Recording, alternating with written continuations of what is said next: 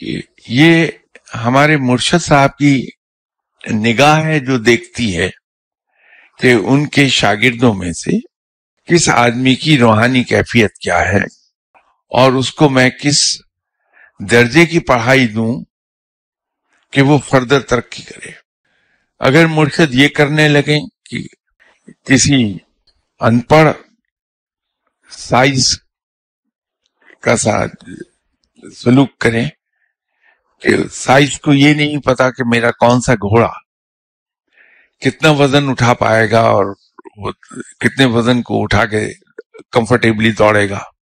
مختلف گھوڑے ہیں، ان کی اسٹرینتھ مختلف ہے، انڈیورنس مختلف ہوتی ہے، کیپیسٹی مختلف ہوتی ہے، کیپیبلٹی مختلف ہوتی ہے.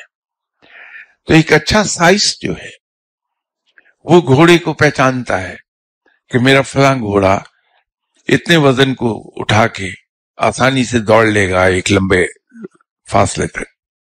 تو اگر وہ سائز نابینا ہو میری طرح، جس کی باطنی آنکھ ہی نہیں ہے، جس کے پاس علم ہی نہیں، گھوڑے کا قد جو ہے وہ فٹوں میں یا گزوں میں یا انچوں میں نہیں ناپا جاتا، وہ ہاتھ، اس پیمانے کو ہاتھ کہتے ہیں کہ اس کی اونچائی 8 ہاتھ ہے یا 10 ہاتھ ہے. 10 ہاتھ کا گھوڑا بہت اونچا ہوتا ہے، بہت بلند قامت ہوتا ہے.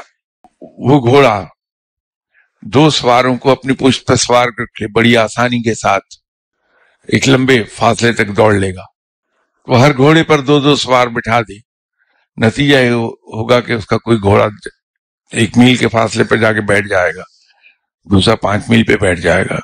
مرشد جو ہے وہ پہچانتا ہے اپنے شاگردوں کو کہ کس کی روحانی کیفیت کیا ہے، میں اس کو کیسا علم کتنی مقدار میں دوں کہ اس کی راہ کھوٹی نہ ہونے پائے.